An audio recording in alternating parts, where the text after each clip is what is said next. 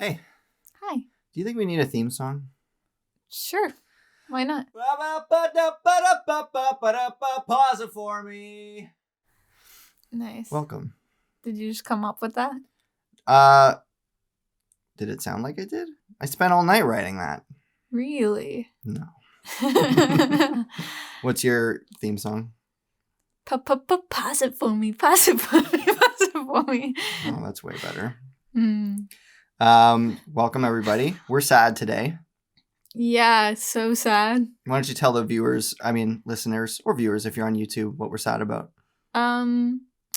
We are sad that we are not eating a charcuterie board at the moment.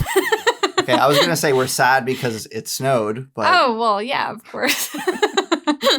I feel like I sneezed and fall went by. Yeah. It was summer and then I was like, and then fall started and I was like, choo! And then it was winter. Well, fall in Canada is irrelevant. Almost non-existent. It's like super, super warm. Like literally it was like pretty warm out a couple weeks ago and then it just started snowing all of a sudden. Yeah. So we got to put up our fall decorations, our harvest decorations at the end of summer when there's still like 2 or 3 weeks left and then keep them up well into winter so that the fall feels longer. We still have a pumpkin that we never ended up carving. Well, we missed the opportunity on that, I think. Yeah. Make it into pumpkin pasties or something. We like could that. carve Santa. Now there's an idea. Yeah. So this week we are starting our what's probably going to end up being a little bit broken up international film marathon. We watched a couple Korean films. The reason I say it's probably going to be partially broken up is because Christmas is just around the corner and we're going to have to interrupt our international movie marathon to watch a couple crappy Christmas movies. Unless, of course, we find some international Christmas movies. But I'm not opposed to that. I'm sure there's some good ones. Let's find them then. Sure. Yeah.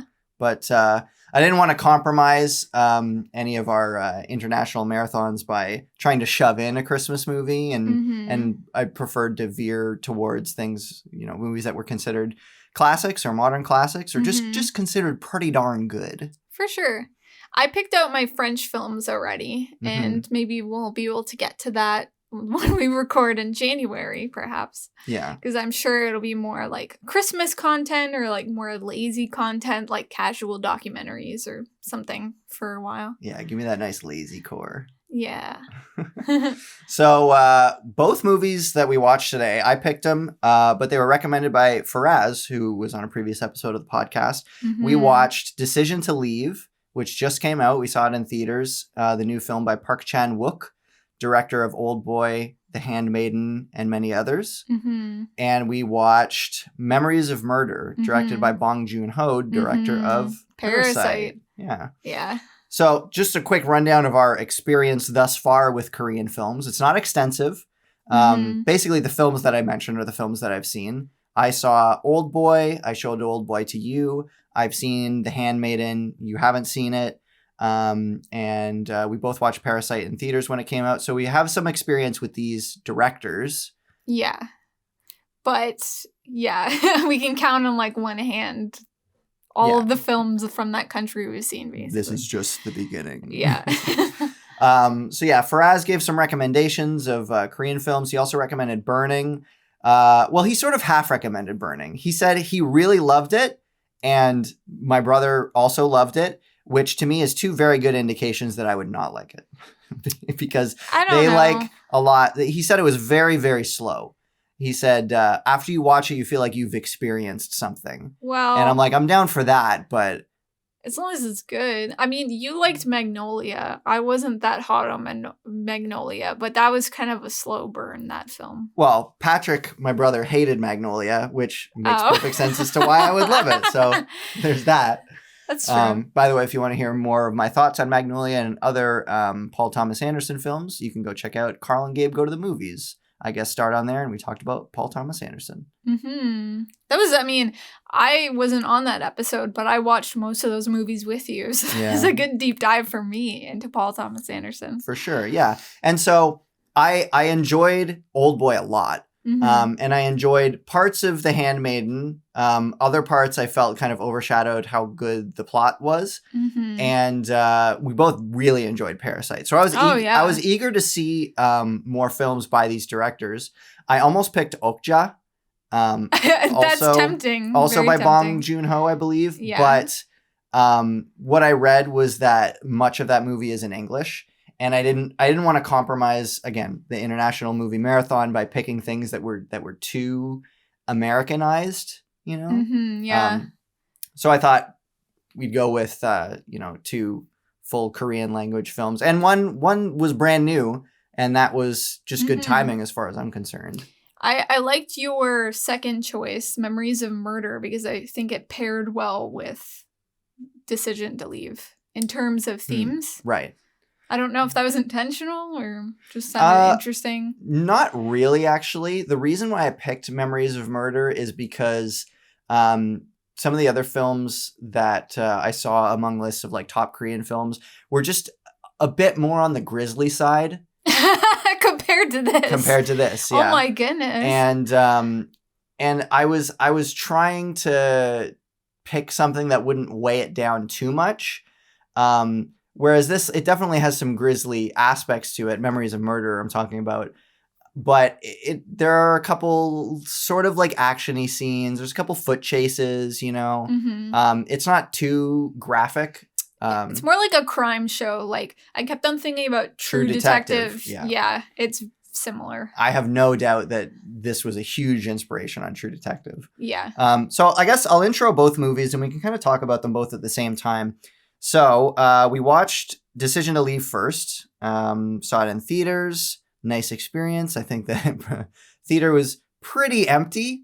There was a handful of people. Yeah. Couple oldsters in there who I was like, I mean, good for you. I hope you enjoy it. Watching a foreign film. So Decision to Leave came out this year. It is about, I didn't write it down. I forgot. I forgot to write it down. Give me your take on it. What do you think it was about? What? Okay. It was about a man investigating a potential murder, who ends up falling in love with sort of the prime suspect, and who ends up, well, I'm not going to give it away, but the prime suspect, yeah. I would say that's fairly accurate. There's some twists and turns, but that's the initial. That's the plot. Baseline. Yeah. Yeah. And then we'll kind of dart back and forth between Decision to Leave and because Memories of Murder. Yeah. Mm-hmm. So Memories of Murder logline, I am sort of reading a partially censored version of the logline just because I don't want to upset too many potential listeners by the wording. Sure, yeah. You can keep it a little bit vague. Yeah. So an unprecedented spate. I don't know what spate means. No, I've never heard of that word either. Okay. I got to stop veering off track here. An unprecedented spate of brutal homicides shakes a once peaceful, close-knit community in 1986 South Korea. 2003. Mm-hmm. Well, it said 2002 in the copyright, but well, maybe it was in English. What happened was I pasted the title of the movie and the year, and then I accidentally hit backspace one too many times, and then I was like 2000 and what was it? 3. I don't. Whatever. So. I see. It's probably 2002. Yeah, because when it jumps into the future of the film, which is the same thing that True Detective did, by the way. Yeah, it's almost a page for page rewrite. No, I'm just kidding. But it's pretty close, actually. It's a very it's as if they were doing. I don't think they use this as a reference. Like, I don't think they like said it in the credits, like based on this, but I could be wrong. Okay. It heavily is influenced by this. It's similar in a lot of ways, but like on a macro storytelling level, but like the micro story is definitely different. Right. Like the episode to episode and that kind of stuff. Between this and True Detective, you're saying. But the overall plot is similar-ish, where it's like they're trying to, like, there's a long-running murder case. Yeah. So let's talk about the plots of these movies first. I will come right out the gate and say that I liked the plot of Memories of Murder because I could follow it. Whereas Decision to Leave, I was pretty, like, I followed what was going on generally, but what I didn't understand was like some of the reasoning for the characters. I think there's some cultural differences too that we're not aware of. I'll say this much. It's one of those movies that I came out of and I'm like, I feel like a person smarter than me would have understood this plot. Maybe I'm just too dumb for it. Okay, well, is there things you don't understand that maybe I can elaborate on based on my take of it? No. Okay. It was just like, I was following the progression of events, but I was just kind of like, why are certain things happening? Why are these characters making these decisions, you know? Like, I didn't understand some of the characters' motivations. Okay, which character? Like the female lead. Like why she moved back. Like why she moved to where the male lead was then living, and then why she killed herself and, well, spoilers, killed herself, but... Okay, so here is my take on it. Yeah, I obviously I'd love to hear. I'm not familiar with, like, the full cultural context because I don't know, like, that kind of history, but she's Chinese. Like, she says, like, she doesn't speak Korean very well. Yep. So there's a bit of a language barrier in some areas, and she came over on a boat and smuggled herself in because I think life was bad for her in China. Okay. And then she married, like, an immigration officer because, like, he let her into the country, I guess. And, like, he, you know, it was better than living in China, I guess, even though he was abusive, I guess. Sure. You also have a better memory for the plot than I do. Like, we saw this about a week ago, and most of it has left my mind. Yeah, and the only reason we didn't record the podcast right away is because it just took us a while to get around to our second Korean pick. Yeah, for sure. So, yeah, this is just based on my memory, but to me, it was like she maybe felt, like, trapped in the marriage, and, like, she couldn't get divorced because maybe she would get deported, or, like, he would, like, try to kill her because he's abusive or something. You're talking about her first marriage? Yes. Sure. Like, most of my questions had to do with the second half of the movie, I would say. It was a little bit of a twist. It was, like, sort of like, I felt like the movie could have ended after the first one. Yeah, and I totally. thought it was ending. It was a really long movie. But I thought it was ending too. The second half was interesting. I feel like maybe the true motives and true nature of the female character become more apparent in the second half. Okay. So basically what happened is the female character is married to, like, this shady stockbroker guy, has made some bad deals, like, owes money to people. And this guy came by that was mad at her husband and was, like, beating her up and was like, don't visit her, like, don't visit my mom in the hospital because I know you're, like, an angel of death and you like to kill old people. Okay. And he's like, if you kill my mom, I'm gonna kill your husband. And she's like, right. Good, I want my husband killed. Okay. So I'm gonna, like, kill your mom. And, like, she came to his town because she wanted to be with this man that she couldn't be with, and she figured if she was in the same town as him and she was she was a suspect in another case of his, something in her convoluted mind was like, oh, we can be together again, or something. Like, yeah. I want to be a suspect. I want you to be, like, I want my picture to be on your suspect wall. I want you to think about me all the time. Like, it was kind of like a sick relationship. It kind of reminds me a bit of Phantom Thread, in that the way that story kind of ends is that they feel like they can most be together when they're exploring sort of some dark areas. You know? Yeah, that was at least a little more like a comedic, cheerful end, even though it was dark. It was like, ooh, like, they love each other. That's interesting. Yeah. But this was like... right. She was like... She clearly is kind of like... I guess not that clearly. Well, what I'm going to say is not going to make sense to you. Like a Tumblr girl kind of thing. It's sort of like an angsty girl that thinks, like, killing herself is dreamy or romantic. Like, she kept on listening to that last message of him, like, describing to her, like, how he figured it out the first time. Right. It was like, I love you. And she's like, I kept that message because, you know, I love you. Or, like, I wanted to hear I love you over and over again. And then he said, like, throw the evidence into the sea. And she, like, was like, oh, I'm going to throw myself into the sea. And it's going to be really romantic. I'm going to, like, be drowned by, like, the waves coming in and stuff like that. Okay. I mean, when you explain it like that, I guess it makes sense. But in the heat of the moment, like in the movie, I'm kind of like, why is this happening? I mean, why? Why indeed? Why? Yeah. Why anything? I don't know. Why did she, you know, I don't understand. I mean, she probably felt like the police officer guy broke it off with her, sort of, because, like, he found out, like, what she was doing.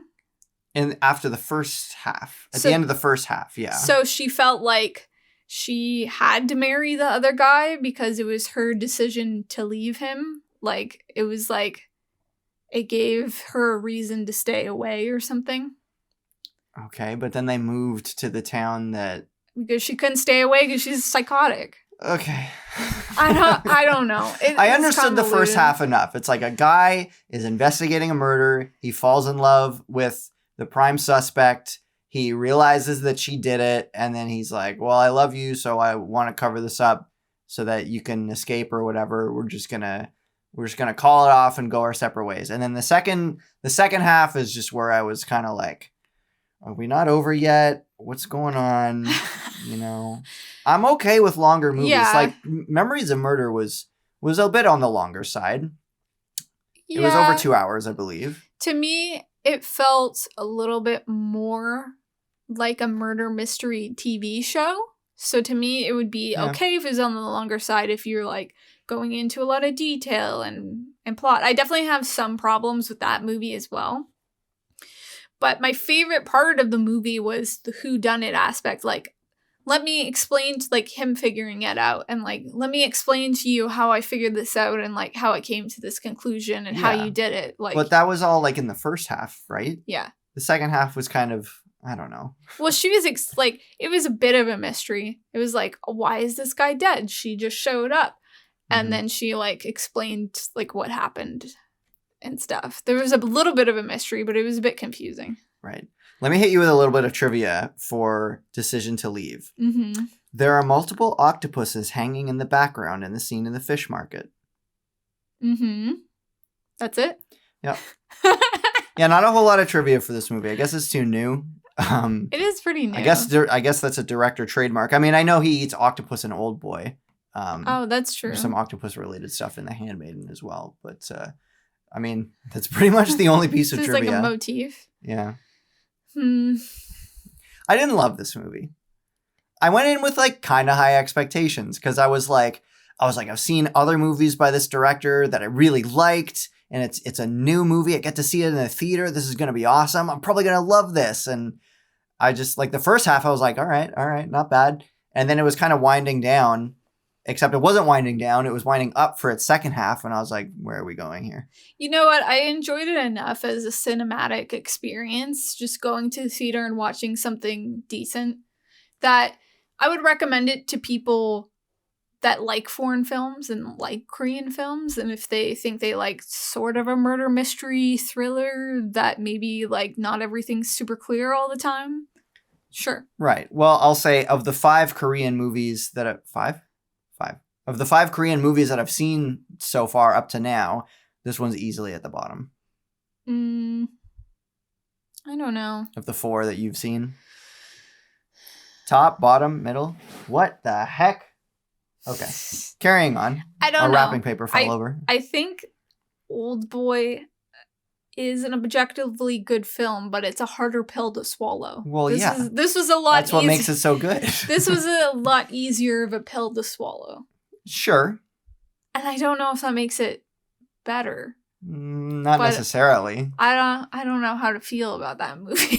Yeah. Well, what would you give Decision to Leave out of 10, out of 5, however you want to rate it? It was an enjoyable enough experience, and the cinematics was beautiful. Like cinematics were pretty nice. I loved the nod to The Thing, or at least it was a nod to me, where she had like a headlamp on, like there was like a shining light at nighttime, and she was like on this snowy mountain with the detective guy, and like all you could see like was her, the silhouette, and then the light shining. To me, that's like the poster of The Thing.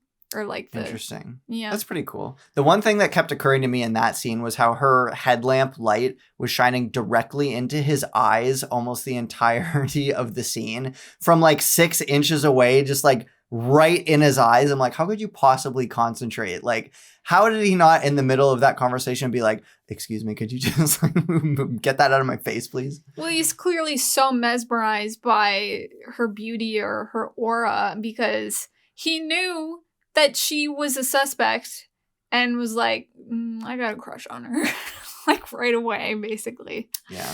The thing about these movies, or about Decision to Leave specifically, is like I get halfway through the movie or more than halfway through the movie and I'm like, I'm a little bit lost. I'm not fully understanding everything. And the thought always occurs to me like, well, maybe it's just the language barrier. Maybe it's because, you know, I don't understand Korean, or I don't understand Korean culture. But then, you know, I have no trouble following Old Boy, very little trouble following The Handmaiden. Like Parasite was like no trouble following that. That plot was great. Yeah. So then I look back at Decision to Leave and I'm like, I think it's just, in my opinion, it wasn't very tightly written. I'm not saying things need to be flat out explained to the audience, but I mean, if you're losing me, you're losing me. What can I say? I mean, it's hard to compare things to Parasite because I think it's just on a different level. Like, in my mind, it's maybe like one of the top 100 films of all time. It's quite good. That I've seen. Anyway. I'd love to watch it again, yeah. Yeah, I just think it just shows the experience that the director has before, and that he was able to take like his past experiences from like those movies and then create like a very well done thriller from that, very tightly written. I would agree, because Memories of Murder was good, but that was like 15-ish years before Parasite, and Parasite was definitely, at least from a filmmaking quality, definitely on another level.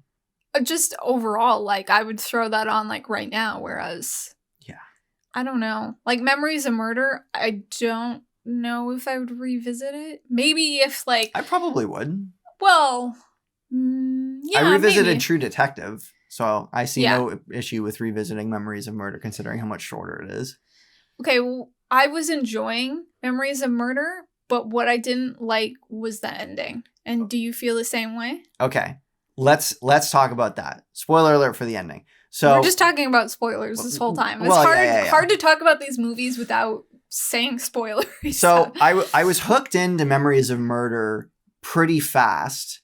I thought I was hooked into Decision to Leave pretty fast, but then it kind of waned. Mm-hmm. Memories of Murder, I was like, ooh, I'm into this. I like the way that this is shot. I like the way that this is presented. Mm-hmm. I like the pacing. I'm following it nicely. So with regards to the ending, how would you describe the sequence of events in the ending, like the way it ends? Like the final scene in the rice paddy field. Or just the way that the plot ends. I thought, since they were following so strongly sort of a True Detective vibe, I was like, ooh, we're jumping to like modern day, like, because it was in 86 and we're jumping to 2002 when the movie was released. Like, right. Oh, like it took him decades to figure this out, but he's finally gonna catch the guy. And it was like... But in the end... He didn't. Like, he was reminiscing, he was looking at like where one of the first murders took place and was kind of like, I wonder. And then the girl comes up to him and was like, this guy came up here like a while back and was like, I remembered something I did here. And she was like, he just looked plain and normal. Mm-hmm. Like, okay. So in the end, the murders were unsolved. Yeah. So I think, you said you were curious of my thoughts. So I came out of that being like, well, maybe I missed something. Maybe her saying that he just looked like an ordinary man was pointing to one of their potential suspects or something. I thought about that too. But then I read the trivia. Okay. And it definitely made me feel a different way about it. Okay. So explain to me your perspective. Long story short, The reason that the murders went unsolved is because it was based on real events where the murders were unsolved. Oh, okay. It's just That's hard. pretty much it. It's hard for me because I'm a fairly big true crime fan. I'm not like into true crime documentaries so much, but I'm into a lot of true crime podcasts and that kind of stuff. And so to me, like, I listen to cases all the time that are like cold cases that it's like, it took us 30 years to figure this out because we use ancestral DNA and stuff like that. And I'm like, ooh, maybe like 20 years later, they're finally going to be able to figure it out based on something. And it's just like, that's too bad. And it's like, that happens. It definitely happens a lot, but it's a lot more satisfying if there's some payoff to all of this. Well, maybe not 20 years later. But it's solved now? But let me hit you with some trivia here. Okay. This is, I put up some more trivia for this movie because there was less trivia for Decision to Leave. I'm going to kind of like flow through these because they're all connected. Okay. So here we go. Director Bong Joon-Ho was confident that the killer would watch the film. Ooh. In the final shot of the film, Park Do-man looks directly into the camera. Park is looking at the audience, and he is face to face with the killer if he is watching the scene. So that ending shot is meant to be oh my goodness, that character looking the killer directly in the eyes. That is really cool. I know, right? That puts everything into perspective, I think. Yeah. So following from that, the real murderer, Lee Chun-jae, sorry if I'm pronouncing that incorrectly, was discovered through DNA evidence in September 2019. Wow. He confessed to each of the 10 murders, an additional 4 murders, and 30 rapes. Oh, no. However, he can't be convicted due to a 15-year statute of limitations in South Korea. I absolutely hate statute of limitations because it needs to be extended for these exact reasons because we're advancing science where we can look into ancestral DNA and like find stuff that we couldn't find before with the really old cold cases, and they shouldn't be able to get away with it. Yeah. However, he is serving a life sentence for the 1994 murder of his sister-in-law. Aww. So it seems he is in jail. Well, at least there's some justice there. Lee Chun-jae confessed to the crimes that the film is based on in 2019. He admitted that he did indeed watch the film. Ugh, that's spooky. Saying, "I just watched it as a movie. I had no feeling or emotion towards the movie." Ugh. Well, of course, he's a serial killer. Like, he's not going to have those feelings. In the real-life case, 4 suspects supposedly committed suicide after being falsely accused and tortured by the police over the course of the investigation. In December 2019, 8 of the original investigators were arrested and charged with various crimes related to abuse of power, assaulting suspects, falsifying evidence, and illegal detention. Well, that actually makes me feel really good because I hated that part. Yeah. It was like they wanted so badly to solve this case that they were coercing. And this happened all the time, and it probably still happens now because, as I said, I listen to a lot of true crime cases. Mm-hmm. So what used to happen a lot in the past, I think they're trying to be better about it these days, is police would interrogate people for so long that they would be feeding them evidence. Yeah. And that people would falsely confess. And then the actual murder would roam free. And some people were actually convicted because they were just being like brutally assaulted, physically or emotionally, so much that they're just like, I want this to be over. I don't want to be tortured anymore. Like, I'll just say anything. And that happened all the time. Yeah. Well, there was a Minefield episode about that on YouTube with, Vsauce, where he talks about how easy it is to get a false confession out of somebody, even when you're not using any harsh tactics and you're trying to be their friend and being like, hey, like it's, I know you didn't do it, but it's in your best interest to sign this saying that you did do it. Like if you do that, it'll make everything better. Yeah, because a lot of times lawyers are like, if you say that you did it, you're going to get a reduced sentence and it'll only be like 5 years instead of life. Mm-hmm. Like they give them all these bargaining deals that they're like, you know what? I might be convicted even though I didn't do it. So I might as well just say that I did it so I get a lesser sentence. Right. Which is tough. And, the legal system is divisive. Like, I don't know what the right thing to do is. And, there's people a lot smarter than me, but it is tough. Like, in some ways it's good that you need a sufficient amount of evidence to convict. Like in a jury case, for instance, you have to be absolutely certain that the person did it to convict. So if there's any reasonable doubt, like in 12 Angry Men, you can't convict them. Great movie. So it's like, that can be great for people that are innocent. So if there's a lot of circumstantial evidence, like The Fugitive, where it's like, it looks like he did it, but he didn't actually do it, then, that's good that he's able to go free. But a lot of murderers are able to get off on technicalities because they don't have enough evidence to be able to say for certain that someone did it. So it's very tough. Right. So like innocent until proven guilty, right? Mm-hmm. I don't know if this is actually the case in Japan, but in the Phoenix Wright games, it's a total opposite. Like, I mean, you played the first one. It's like basically guilty until proven innocent. Well, in a court of law, sure, but they can't actually convict you of anything. Like, they can say all they want. They can use scare tactics, being like, you're guilty, but they couldn't actually, like, convict. In the game, they can. They weren't sure. Well, I don't know. Maybe I'm speaking from the Canadian and American judicial system. I don't know what it is in other countries. Right. What it made me think of with this case in this murderer was, I want to say it was the BTK killer. I could totally be getting killers wrong. There's a bunch of them. But does the K stand for killer? I think it was something. Sorry. I think it was something to do with the area that he was in. Oh, okay. I have no idea. Maybe, but there'd be killer. Yeah. Maybe. So this guy was going around killing and assaulting people. And so then eventually they had like a town hall meeting, and like the killer was there, and he like left a note or something afterwards being like, I was at the town hall meeting, and then like this guy like coerced him being like, you can't take me down, and then he like took like one of the council members down, and like people like investigators were like scouring like the council photos being like, oh, is there a picture? Like, is the BTK killer like in any of these photos? And like, it was just weird, like, oh, the killer was among us and stuff. So it was kind of like that vibe with memories of murder. Yeah. Like, the murderer could be in this audience with us watching this right now. And it was like spooky. Yeah, that's really interesting. Yeah. So I know you like true crime. Do you generally like murder mystery movies and stories? Of course. I mean, you like Sherlock. That's along those lines, at least. Yeah.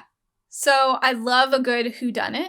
Yeah. Especially, like, I really like Psych, and I enjoyed Knives Out. I was kind of maybe hoping for a little bit more. But yeah, me too. I liked the whodunit. I was excited that anyone is still making those anymore. Yeah.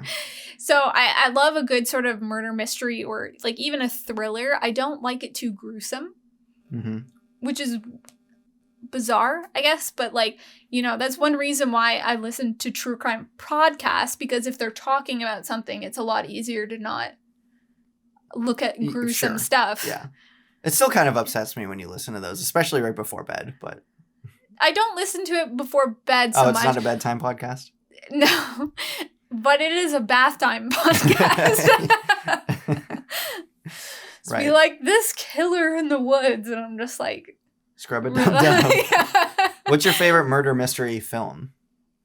I really liked Clue, actually. And Clue is very not grisly and violent, but it's a good whodunit, especially because of the ending. And I don't think a murder mystery needs to be grisly. I think it's very easy to be like, oh, this person was murdered, and not show the body so much. Like, Memories of Murder showed the victims in some instances, and that was a little upsetting. It was kind of gross. Right. So your favorite murder mystery movie? Do you have one? Let me look it up. Okay, sure. I'll say I just played a level in Hitman 3, which is normally a game about just like killing people in interesting ways.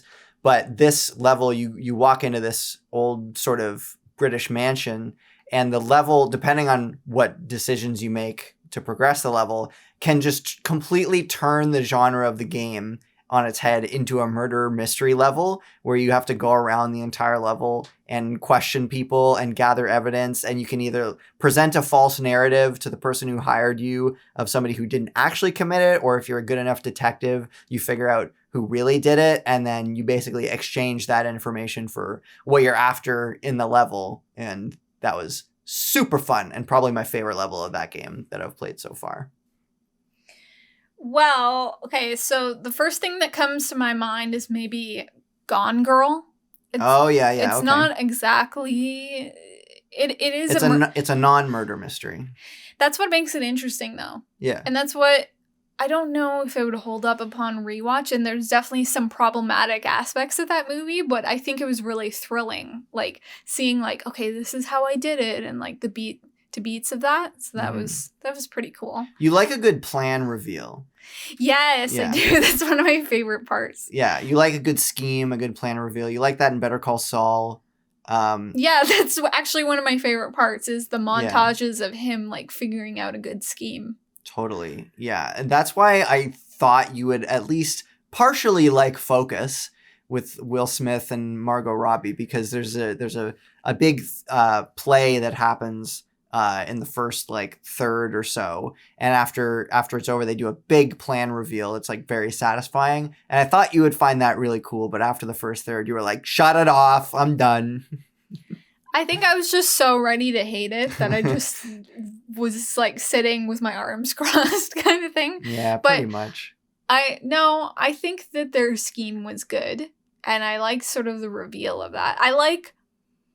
I want to say that Wolf of Wall Street was kind of like this. And yeah, they had some like money sort of. I absolutely love that. Where it's like, here's the plan, guys. Like Ocean's 11. Oh, yes. Ocean's 11. We should watch the original of that. I've only seen the George Clooney one. I'm interested to do a double feature. The original and then watch two similar things that are different. Yeah. We can do that. Watch the original and then watch the new and compare to see how they adapted it. Yeah. What did we watch recently that was like, The Sting. The Sting was kind of like, you can't say it's like the original Ocean's 11 because there's an Ocean's 11 before that, but it was kind of like the Ocean's 11 of its time. It was a good scheme movie. That was what, like the 70s or? Yeah, but I think it took place in the 20s. Right. Yeah. 20s, 30s. Yeah, but like Paul Newman kind of fills that George Clooney role. Definitely. And Robert Redford fills that Brad Pitt role. So that was, the Sting. That was really great. And I probably said this exact thing on the last episode of the podcast. I'm sure. Ocean's 11 of its day. So that's actually some of my favorite things is I love when TV shows are like that, when characters are figuring things out. Mm-hmm. Like Psych. Every episode is like that. House. Severance, he's figuring out like what's going on with the company. Like I absolutely, that's some of my favorite things is trying to figure it alongside the character and be like, I wonder what's gonna happen next. Is this gonna happen? And then having my mind blown is the best part. Like Veronica Mars being like, okay, who's the killer this season? Okay, she's investigating this. Oh, I think it's this person. It's just, I love the reveals and like, this is how I did it. And then they have to run away from the murderer and there's like a big chase and stuff. I liked in Memories of Murder, there was like a sort of a chase sequence. Yeah, well, I was going to say the plan reveal is what we got in Decision to Leave when he was like, okay, so you left your house at this time. That was the best part of the movie. You got to the center and then you climbed out the window or like whatever, right? Yeah, that was one of the best parts. And that was what we were missing from Memories of Murder, is that we didn't get to figure out all the killer's scheme and how he did it. That's what I'm saying is like in some ways I like True Detective more because we were able to have the satisfaction of figuring it out. Yeah. Because that's like one of my favorite parts is being like, I knew it was that person. Yeah. So before we get to the rating, we're introducing a new segment to the podcast now. It's called Gabe's Grace. So this is a new segment where we're gonna review our friend Gabe from Carl and Gabe Go to the Movies. Our friend Gabe's Letterboxd scores on the movies that we're talking about. I've been waiting to do this on an episode where he had something to say about the actual movies that we've watched. I'm interested that he's watched both of these. Well, he's only watched Decision to Leave. Oh, I had okay. hoped that he'd watched Memories of Murder, but... Well, he's someone that likes to watch a lot of new movies, and this is a new movie, so that makes sense. Yeah. So, Gabe watched Decision to Leave November 11th, so a good 10 or so days ago. He rated it 4.5 out of 5 stars, and he wrote, "Just exquisite. A delicious crime thriller. The most creative editing I've seen this year." Okay, yeah, I would say I'm trying to think of other movies I've seen this year, and it is one of the better ones I've seen this year. It was a good movie. Delicious. I would say the first half is delicious. The second half, my tummy was grumbling again, and I was kind of wanting to go get some snacks. But, I mean, it was refreshing, I think, because I take in a lot of mystery stuff. Yeah. So it was doing something a bit different than what I've seen before. So for a mystery fan like me, I didn't fully know where it was going all the time, and that was kind of fun. Well, okay, so he mentions creative editing. Did any of the editing stick out to you? I know we're like a week or so out, but what stuck out to you editing-wise? It was well shot. Well, certainly. It did sort of the usual thing, like, this is how I did it. Mm-hmm. Sort of thing, where it's like the voiceover and then it shows like a montage of like that person doing it. I suppose, yeah. The editing didn't quite stick out so much to me. I will say I like that it left some things to be unsaid. Like, it didn't show every aspect of their relationship, and it didn't, like, it left some things ambiguous in a good way, like where we can kind of assume what certain things were like for them, I suppose. Perhaps? Yeah.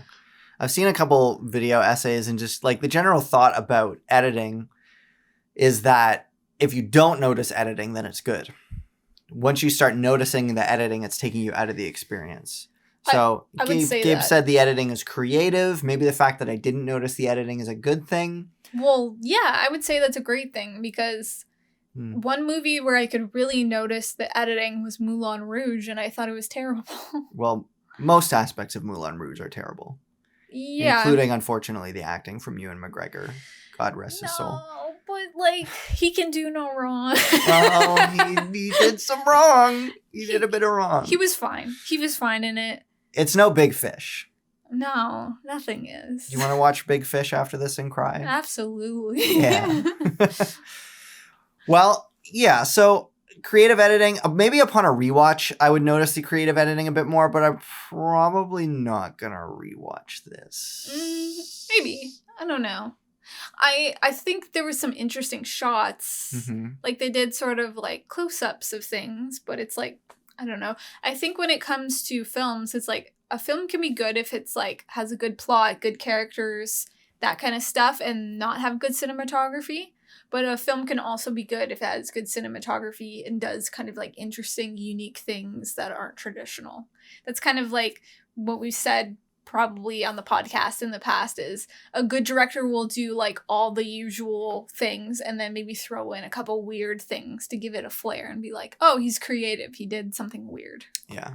Maybe I'll ping Gabe and I'll get him to give a little bit more of a elaboration on his time with this movie, because 4.5 stars is pretty high for as short of a review as that. He's probably seen a lot of stinkers this year. So then that's true, the recency bias of being like, this is one of the best movies I've seen this year because I've seen a lot of crappy movies this year.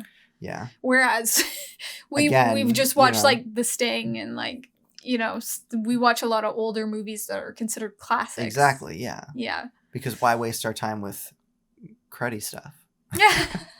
Well, it's just like the jury's usually out.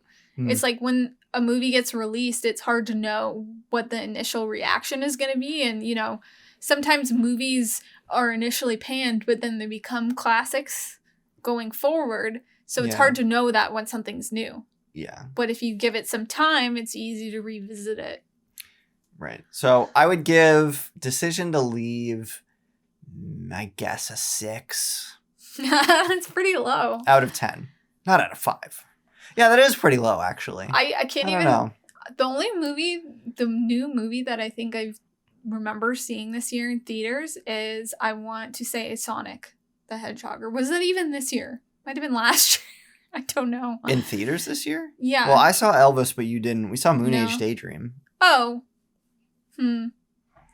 Not a narrative, though. It's I mean, not it had a narrative, but not. It's hard to compare scripted. that. That's, apples and oranges, really. That was more of an experience. It wasn't supposed to be like a linear film. I would rewatch Sonic 2 way sooner than I would rewatch Decision to Leave.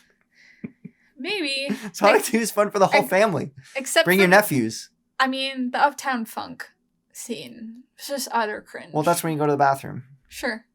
Every movie's got to have a perfect bathroom Run break. to McDonald's, get some apple pies, come back.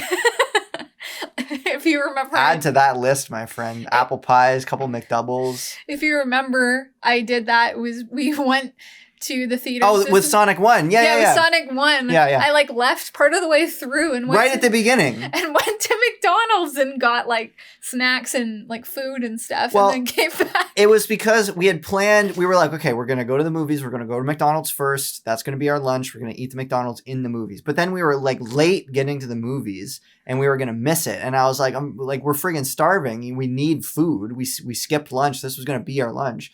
So we sat down and you very graciously agreed to run to the Walmart next door into the McDonald's and get some food while I propped my phone up and recorded the part that you missed so that you could watch it later. Well, because it's the beginning of the movie. It's all the setup, right? You don't want to miss that. That's true.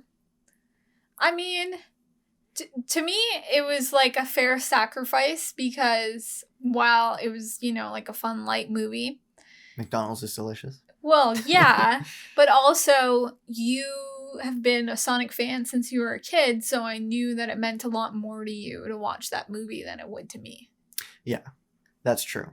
Also, this podcast brought to you by McDonald's. McDonald's reached out to us and they were like, hey, podcast that has maybe 10 viewers, we would really love to sponsor you and get you to mention apple pies and McDoubles. Speaking of McDoubles, you got a cheeseburger pizza from Loblaws the other day. Wasn't that good? That tastes just like a McDouble, and it was chonky. That was a thick pizza. It was good. It tasted just like it was you had the mustard and you had the pickle taste, and it's you don't expect that from a pizza. It was awesome. And I came home with a different pizza that I was like, oh, you got to try this pizza. And then I tried the pizza that you got, and I was like, oh, this pizza's way better. So if you live near Loblaws, go and see if they have that cheeseburger pizza. Also sponsored by Loblaws. Yeah. Loblaws, thanks for the big bucks. I would definitely take a sponsorship from either in a heartbeat.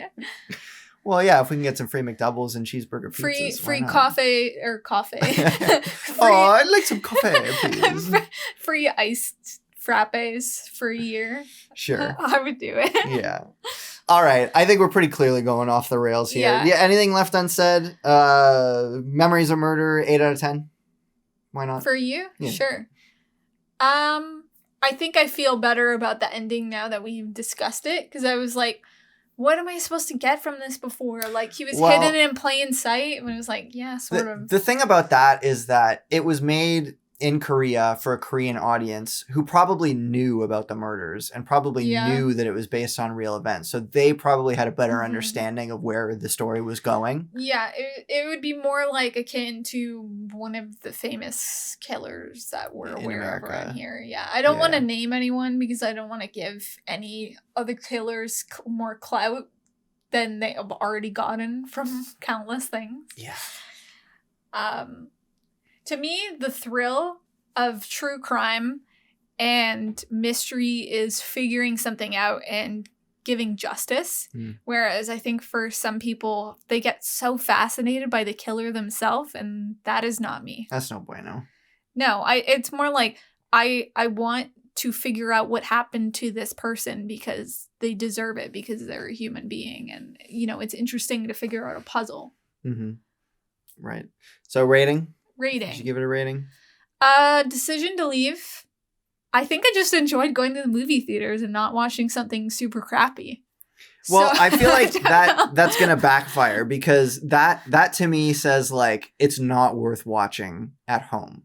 No, I would watch it at home. I wouldn't. It was better in a theater. It was a good movie to see in the theater. It's bigger. It's better on the big screen, the cinematic stuff. Of the ocean and, there's some grandiose shots. Mm-hmm. Again, well shot. Yeah. I think if it had ended more after the first half, yeah, it was too long. Then I think it would have been like a tighter movie. I think there was just too much added to it. Again, nothing wrong with long movies, but it should be long for a good reason. Yeah, and I get what they were trying to do with it, but to me, it maybe felt a little unnecessary. So I'm going to say 7 out of 10 for that. Well, and then rock on. Memories of Murder I found really interesting. It was hard to take some of that police brutality, though. Just like knowing a lot about like how a case is solved from an investigator's point of view, and them just botching it up so much was very frustrating to watch. But it was still very interesting. And I mean, obviously they were telling a true story. So for that, it's understandable why the characters did the things that they did, because they were real people. Yeah. And stuff like that did happen all the time and still happens in some instances, unfortunately. So I'm going to give it an 8. Right on. Yeah. Yeah. It's not a perfect movie, but it was enjoyable. And if you like that movie, or if you like True Detective, then go watch that movie. Similar vibes. Yeah. Yeah. I'm looking forward to more Korean movies at some point in the future. Next episode, we might be able to fit in one more international mini marathon 2-movie double feature extravaganza forever before Christmas. And then, which will probably be, you have the French movies downloaded, so probably French. And then we're looking at Italian and Japanese. It's going to be hard for me to pick Japanese movies that aren't anime, because we haven't watched anime in a while. But I don't want to default to that. Sure. I want to pick like maybe Akira Kurosawa, one of his films that I haven't seen, or something like that. I'm down for anything. And then Christmas wise, I'm looking at that Kristen Stewart Christmas movie that I can't remember the name of. Happiest Season. That we wanted to watch last year that we didn't. I like those crappier, like straight to you can't call it straight to video anymore, but straight to streaming. Yeah. Like The Holiday and what was the Christmas calendar? The Christmas calendar. The one with the photographer? It was either, or maybe it was The Holiday. The Christmas calendar. Whatever. It doesn't matter what it was called. Honestly, it really doesn't. I think a lot of the streaming services have figured out that we all love like the cheesy paint by numbers Christmas movie, because it's so satisfying. Like, you know, the girl is down on her luck and then she meets like a cute small town guy in a sweater, and a knight from medieval times who came to the future. Shout out to The Night Before Christmas. That was a funny movie. Yeah. It's crappy, but funny. And he's like shoving bagels, or not bagels, like buns and giant tiger in his mouth. Was it a giant tiger? It was. You're kidding me. Well, a lot of Christmas movies are filmed in our area, actually, in like the Ottawa area, or Alma. Way to dox us, Hannah. Jeepers. I'm sure it's pretty out there that we live in the city. Yeah, I mean, you're an Ottawa-based photographer. It's not. Yeah, I have it all over the place that I live in Ottawa. Yeah. So. Yeah, Arn Pryor and those kind of places have seen places shooting before. Because we have all the small town feel, and there's a lot of like country and cute coffee shops and like old streets and stuff that everyone seems to love for some reason. Yeah. So looking forward to more of those. I also want to rewatch 8-Bit Christmas this year, because we watched that last year, and I was like, when I saw it, I said, I feel like this is a Christmas movie that I could watch every year. Like, normally my go-to every year movie is Elf, but I think I've seen it so many times at this point. I think I need a break. I think I'm ready to switch it up with 8-Bit Christmas, which, if you don't know what that is, it's kind of like a sneaky remake of A Christmas Story. But in the 80s. But in the 80s, yeah. Well, when does Christmas Story take place? Like the 40s? Something like that? Yeah, I think it's around the 40s. Yeah. I don't think they give a specific date, but I don't think they have TV. No, they sit in front of the radio. Yeah. Little Orphan Annie. So it's like A Christmas Story for a next generation. And you would think that would be crap, because if you're going to remake a Christmas story, it's going to turn out like crap. But it's not really presenting itself as a remake of a Christmas story. That's why it works. Exactly. It's more like the spirit and the idea of a Christmas story reinterpreted for a new audience, for a new generation. Well, it's like, what would a kid in the 80s really want for Christmas? Nintendo, baby! Exactly. Easily. I saw the log line and like the poster for that movie. I'm like, ooh, video game Christmas movie? Should get Andrew to watch this. And I'm glad that you enjoyed it. So I'm looking forward to watching maybe some good Christmas movies, but then also some crappy Christmas movies while wrapping presents or something. Yeah. I don't think we'll talk about 8-Bit Christmas on the podcast, just because we already watched it last year. But who knows what our Christmas episode will end up with. I don't think we're going to do like 4... like we did like 3 or 4 Halloween episodes because we were so gung-ho about that. I don't think we'll do more than one Christmas episode. Okay. But you never know. So here's the thing is a lot of classic Christmas movies I have seen a lot, like a bunch of times. Whereas a lot of the Halloween horror movies, that's a new genre for me. Yeah. And that's why I was so excited to watch some of the better films of that genre because, you know, it was something new for me. Mm-hmm. Yeah.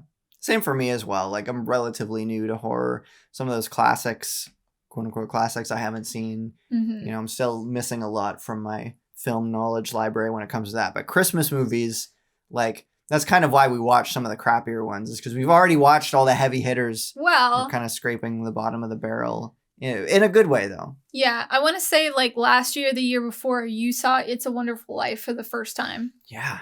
Because you didn't like Jimmy Stewart, which I understand, but that is a very classic Christmas movie. That movie caters to his Jimmy Stewart-ness. It's built perfect, around the fact that he is so Jimmy Stewart-y.